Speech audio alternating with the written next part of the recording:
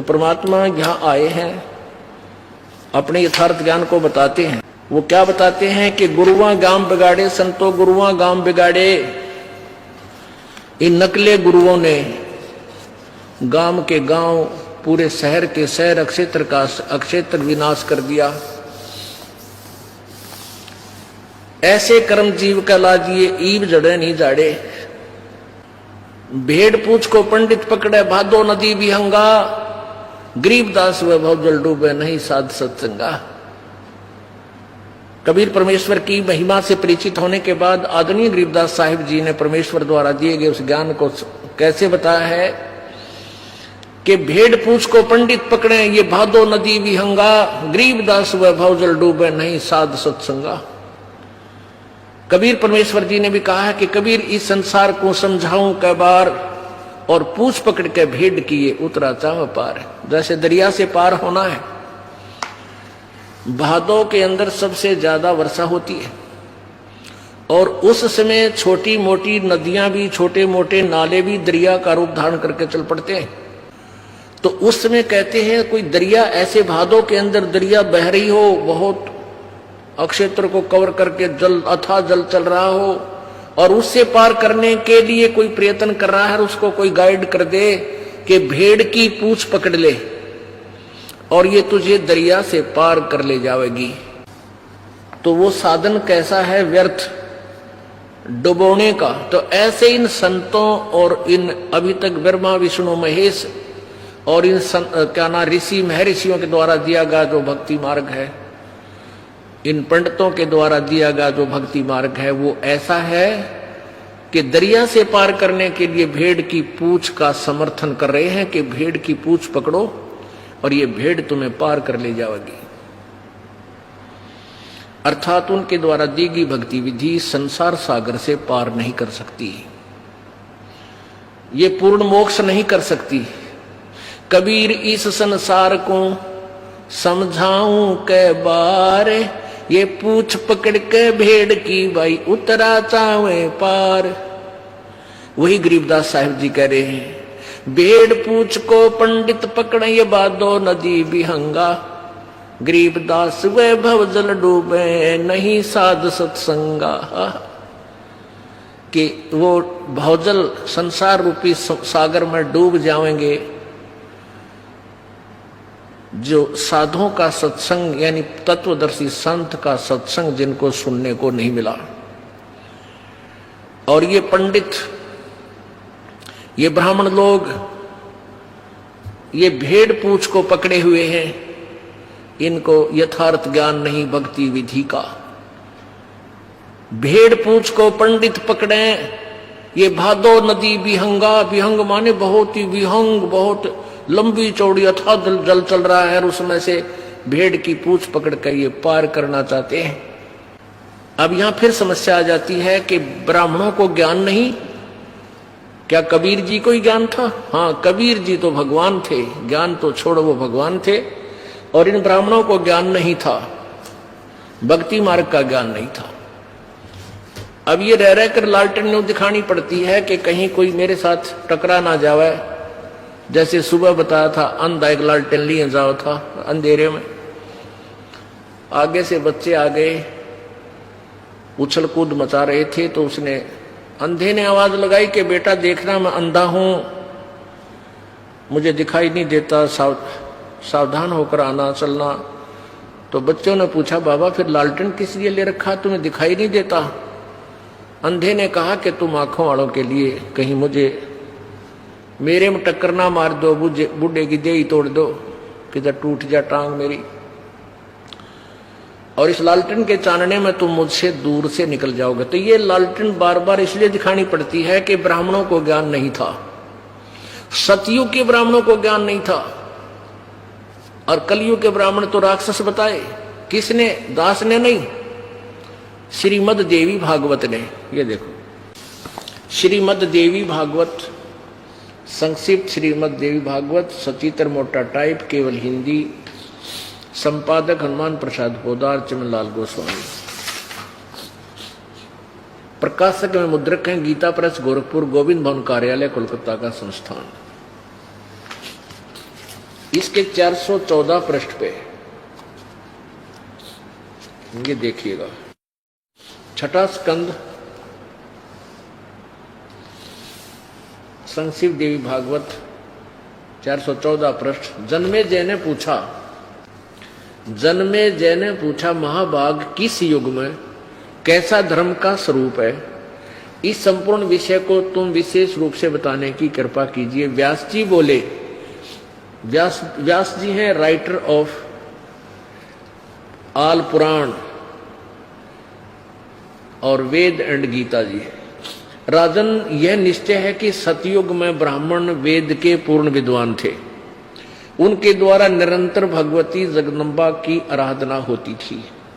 भगवती का दर्शन करने के लिए उनका मन सदा ललायित रहता था। अब आपने देखा कि व्यास जी कह रहे हैं कि सतयुग के ब्राह्मण और वेद के पूर्ण विद्वान होते थे और वो दुर्गा की पूजा करते थे। और दुर्गा क्या कह रही है 562 पृष्ठ पे, 562 पृष्ठ पे दुर्गा क्या कह रही है कि तुम ब्रह्म का जाप करो और सब बातें छोड़ दो और कोई भी पूजा के योग्य नहीं है। 7वां स्कंद 562 पृष्ठ, देवी के द्वारा हिमालय को ज्ञानोपदेश और ब्रह्म स्वरूप का वर्णन, यानी ब्रह्म के विषय में वो जानकारी दे रही है। श्री देवी जी कहने लगी, पर्वतराज, उस ब्रह्म का क्या स्वरूप है यह बतलाया जाता है, जो प्रकाश रूप सबके अत्यंत समीप में स्थित हृदय रूप गुहा में स्थित होने के कारण गुहाचर नाम से प्रसिद्ध है और महान पद अर्थात परम प्राप्य है। वह समस्त संसार के ज्ञान से परे है, अर्थात किसी की बुद्धि माने वाला नहीं है, यह तुम जानो। जो परम प्रकाश रूप है, जो सूक्ष्म से भी अत्यंत सूक्ष्म है, जिसमें संपूर्ण लोक और उन लोकों में निवास करने वाले प्राणी स्थित है, वही यह अक्षर ब्रह्म है। वही सबके प्राण है, वही सबकी वाणी है और वही सबके मन है। वह यह परम सत्य और अमृत अविनाशी तत्व है। सौम्य, उस वेदने योग लक्ष्य का तुम वेदन करो, मन लगा कर उसमें तन्मय हो जाओ। सौम्य, उपनिषद में कथित महान अस्त्र रूप धनुष लेकर उस पर उपासना द्वारा तीक्ष्ण किया हुआ बाण संधान करो और फिर भावानुगत चित्त के द्वारा उस बाण को खींचकर अक्षर रूप ब्रह्म को ही लक्ष्य बनाकर वेधन करो। परवर्ण यानी ओम उसका धनुष है, जीवात्मा बाण है और ब्रह्म को उसका लक्ष्य कहा जाता है। उस एकमात्र परमात्मा को ही जाने, दूसरी सब बात छोड़ दो। अब दुर्गा कह रही है कि मेरी भी पूजा त्याग दो और अन्य देवताओं की पूजा भी त्याग दो, केवल एक ब्रह्म की पूजा करो, नथिंग एल्स। उसका क्या मंत्र है ये देखिए, एकमात्र परमात्मा को जाने, दूसरी सब बात छोड़ दो। यही अमृत रूप परमात्मा के पास पहुंचाने वाला पुल है।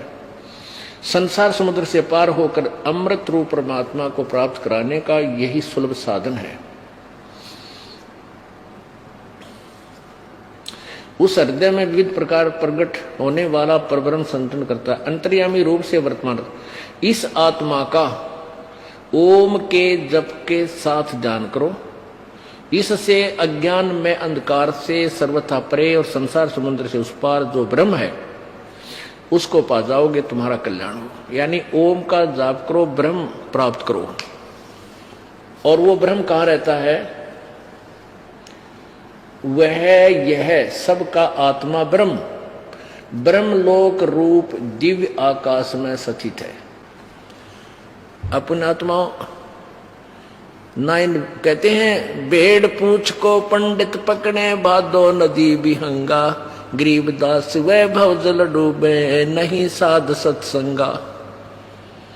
अब ये ब्राह्मण है, सतयुग के ब्राह्मण कहते हैं, वो दुर्गा की पूजा करते थे और वेदों के पूरे विद्वान थे। वेदों में ना गीता जी में कहीं भी दुर्गा की पूजा का कितना विधान नहीं, और ये वेदों के ज्ञाता। हाय हाय, अब आपने 414 पृष्ठ पे देखा, व्यास जी बता रहे हैं कि ब्राह्मण, सतयुग के ब्राह्मण वेद के पूर्ण विद्वान होते थे और वो दुर्गा की पूजा करते थे। अरे सारा गजब हुई। और दुर्गा कहती है मैं केवल एक ओम जाप है और ब्रह्म की पूजा करो। और गीता जी अध्याय नंबर 18 के श्लोक नंबर 62 में गीता ज्ञानदाता ब्रह्म, गीता जी अध्याय नंबर 8 के श्लोक नंबर 13 में अपने विषय में बता रहा है कि मेरा एक ओम मंत्र है, एक अक्षर ओम मंत्र है, मेरा जाप करोगे मुझे प्राप्त होगे। चौथे अध्याय के 5वें श्लोक में कहा कि अर्जुन तेरे और मेरे बहुत जन्म हो चुके, तू नहीं जानता मैं जानता हूं। और 9वें श्लोक में कहा कि मेरे जन्म और कर्म अलौकिक है। 8वें अध्याय के प्रथम श्लोक में अर्जुन ने पूछा कि आपने 7वें अध्याय के 29वें श्लोक में गीता जी में कहा कि उस तत्व ब्रह्म को जानने के बाद और पूरे अध्यात्म ज्ञान को समझने के उपरांत प्राणी केवल जरा और मरण से छूटने का प्रयत्न करता है। तो किम तत्व ब्रह्म, वो तत्व ब्रह्म कौन है? 8वें अध्याय के 3 श्लोक में उत्तर दिया है गीता ज्ञानदाता ब्रह्म ने कि वो परम अक्षर ब्रह्म है। गीता जी अध्याय नंबर 8 के श्लोक नंबर 5 और 7 में अपनी साधना के विषय में बताया कि मेरी साधना करेगा तो मुझे प्राप्त होगा। और 8वें अध्याय के 6 श्लोक का ये प्रमाण है, उसका भावार्थ है कि जो जिसकी पूजा करता है अंतिम श्वास तक उसी को प्राप्त होता है। 8वें अध्याय के 8, 9 और 10 3 श्लोकों में उस परम अक्षर ब्रह्म की साधना के लिए कहा कि उसकी पूजा करेगा तो उस परम दिव्य पुरुष परमात्मा के पास पहुंच जाएगा। उसके जाप का मंत्र 17वें अध्याय के 23वें श्लोक में गीता जी में कहा है कि ओम तत्सत इति निर्देश है। ब्रह्म ने त्रिविध समर्थ है।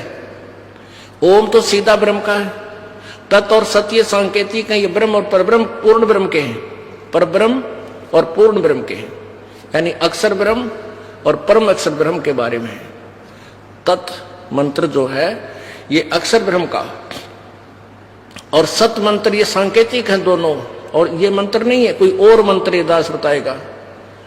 तो सत मंत्र वो परम अक्षर ब्रह्म का है। इन तीनों मंत्रों के जाप से पूर्ण ब्रह्म की प्राप्ति होगी। तो ब्रह्म कहता है उस परमेश्वर की पूजा करो, उस परमेश्वर की शरण में जा जिसकी कृपा से तू परम शांति और शाश्वत स्थान को प्राप्त होगा। और ये ब्राह्मण लोग है वो दुर्गा की पूजा करते थे और वेद के बड़े पारगामी विद्वान थे, पूर्ण विद्वान थे, टट्टू थे वह। अब देखो ये छठा स्कंद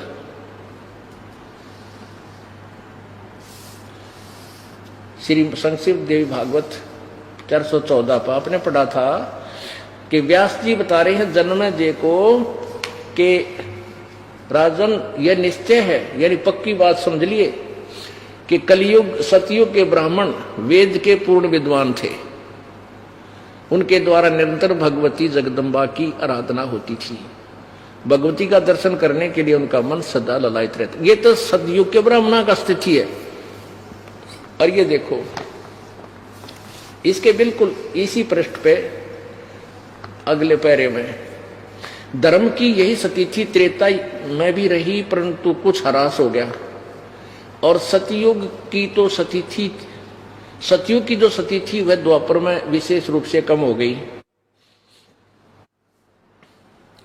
उन प्राचीन धर्म की स्थिति त्रेता युग में रही परंतु वह ह्रास हो गया।